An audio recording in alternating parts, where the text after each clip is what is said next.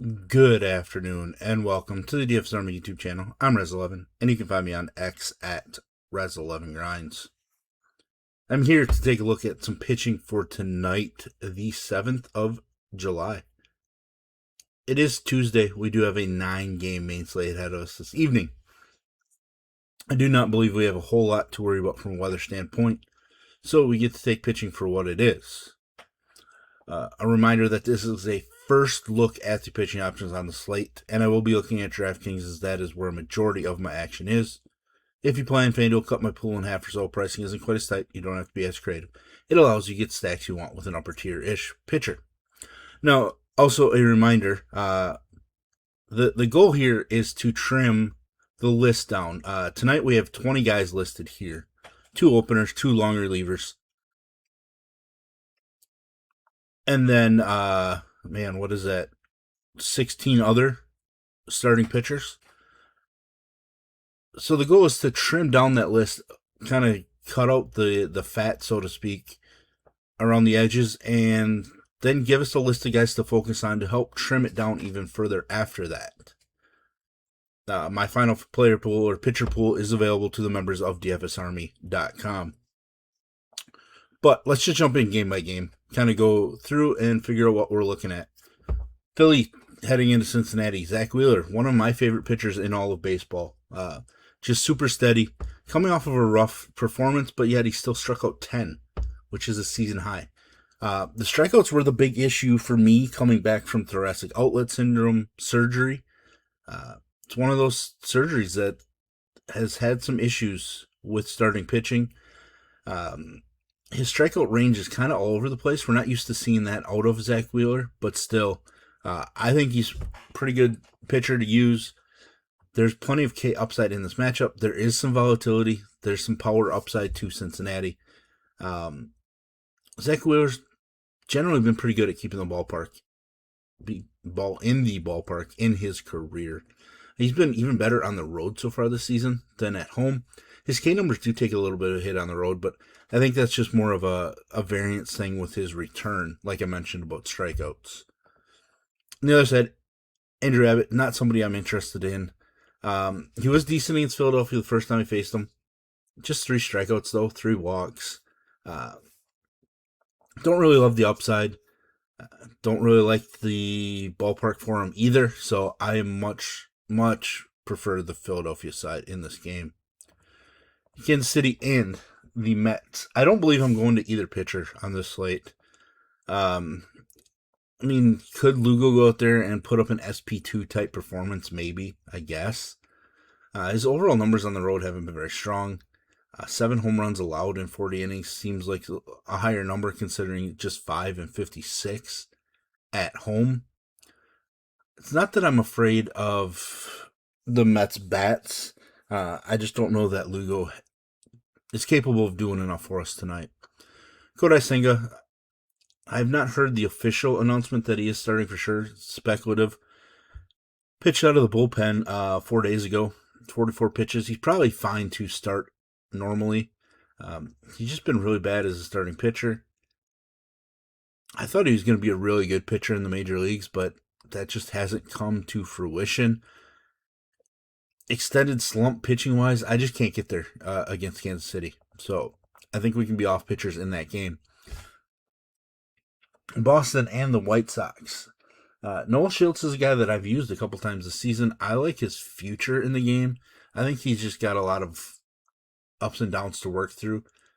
Control, big issue. 3+ walks in, was that 5 out of the last 7 starts? 4+ walks in 4 out of the last 7. So, that's not ideal. Gives up a home run, gives up runs. And while I don't mind picking on Boston with pitching, I don't really love picking on them with left-handed pitching, especially with the way that Wilson Contreras is swinging the bat for that team. Pantoli on the other side, I think he's in play for me. He's super volatile. You see over the last 2 starts what his range of outcomes is.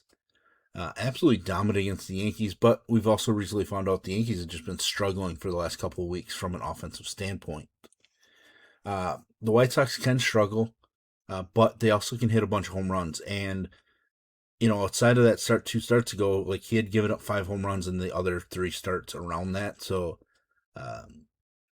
there's volatility to it. I just think there's enough upside for us to want to sprinkle in some exposure to Peyton Tolley tonight. He has multiple 30-plus fantasy point performances on the season already.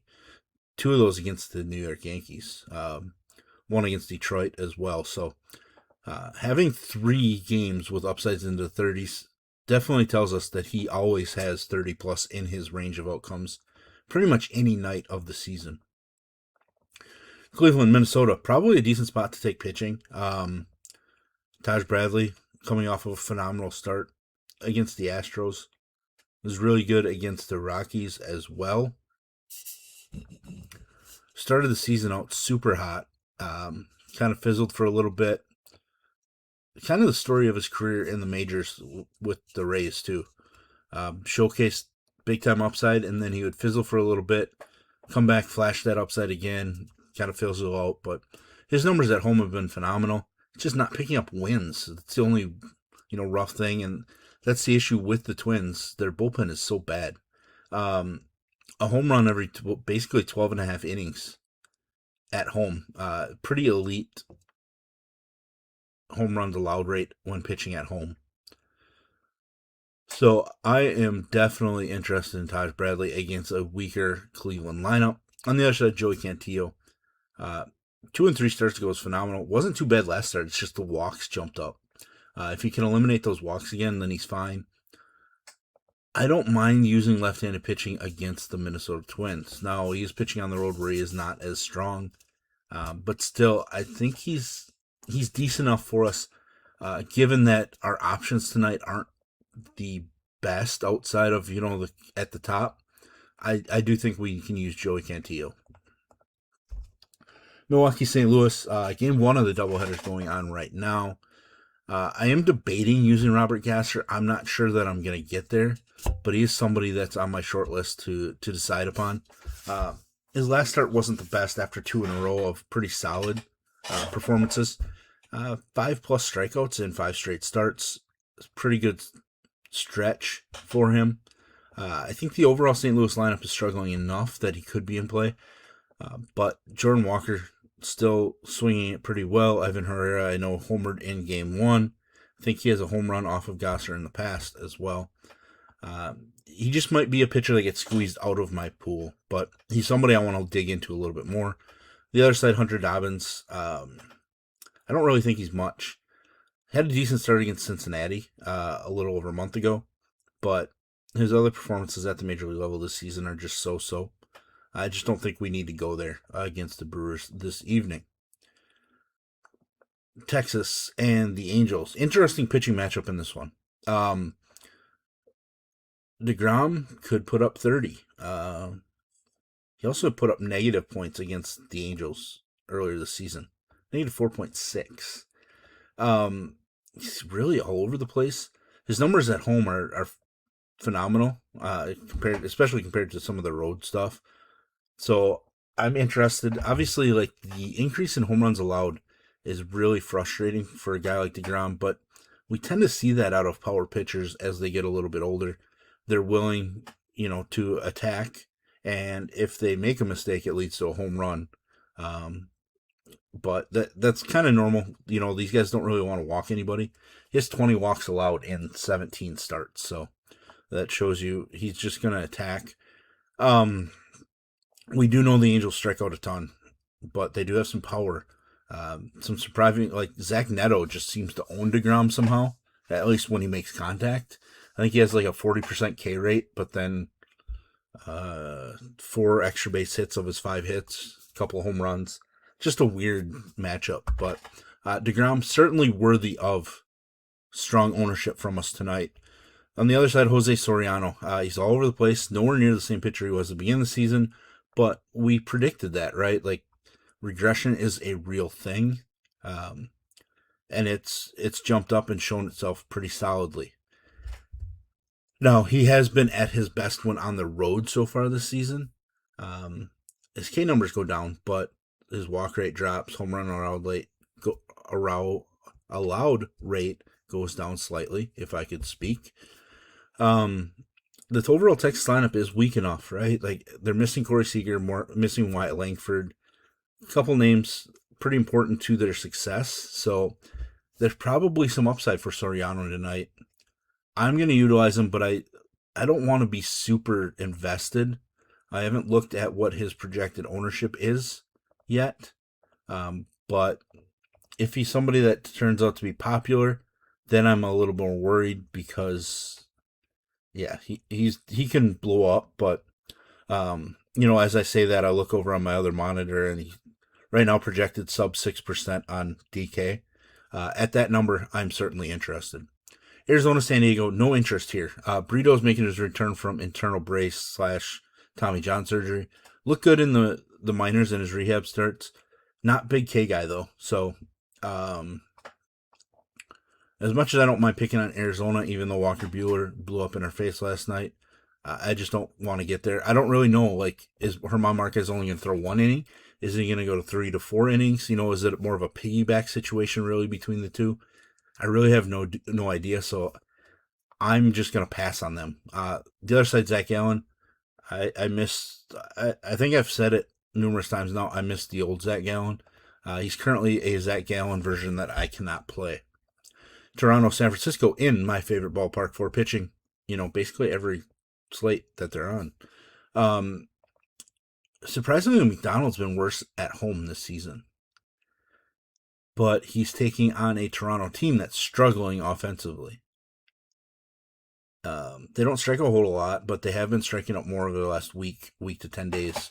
McDonald's K numbers are better at home, but he gives up more runs, even though he allows fewer base runners. So probably some positive regression coming in that regard. So I think we're considering McDonald. He's just not really an arm I love using, but as an SP2 for GPPs, I think he makes sense. On the other side, we're going to get Spencer Miles starting out. We don't really know what we're going to get from him. He hasn't thrown more than 46 pitches in a month in a game. So do we get 3 to 4 innings or do we get 4 to 5 innings? I'm not sure. I'm not really sure that Patrick Corbin is going to be a long reliever either. It's a lot of different combinations that could happen. So I think I'm going to sprinkle in some Spencer Miles because the ballpark, and just hope that they get him back into the 70 pitch range and he goes 5 innings. But because of that uncertainty, I can only go with a sprinkle, and I just can't force myself to be too invested. Getting to the last game on the slate, we get Robleski and Lorenzen. Lorenzen been horrendous this season. Just no thank you. Has been better on the road, but it doesn't take much to be better than what these home numbers are. Just no reason to use them against the Dodgers. Justin Robleski, somebody that probably should be an all-star based on the season he's having so far. 11 strikeouts in his last performance. He's not really a big K guy. I mean, he went 6 innings against St. Louis 2 months ago and struck out 0. He's just been really good for the Dodgers. 19 against Colorado the first time he faced them. Colorado's pretty weak against left-handed pitching. They do have Hunter Goodman for power, and then the power falls off a cliff. And he's averaging over 21 DK points per game when pitching at home. His overall home numbers are phenomenal. An 0.68 whip is just ridiculous. A home run every 13 innings is also a ridiculous number as well. So I will gladly use Robleski. Don't absolutely hate the fact that he's 9K, but he has just 3 appearances of under 13 fantasy points-ish on the season. That's pretty good for a guy that we weren't expecting to be in the starting rotation. But there we have it. There's our first look at the pitching option on the slate. If you enjoyed it, bring to you, please hit the like button, hit the subscribe button, turn the notification bell, and get the alert anytime we drop videos here at TFS Army. If you want to join us, get access to our coaches, tools, sheets, Discord, etc., there will be a link in the description below. You can use promo code RAZ, that's R-A-Z, for 10% off any MLB package per month, or Best Ball 2026 gets you 20% off any NFL or VIP Core 4 membership. The Core 4 membership does include baseball as well. There is a link to the merch store. You can check out my hoodie and some of the other designs we have going on. Hit the comments. Let me know what you're doing with Zach Wheeler and DeGrom tonight. Best of luck.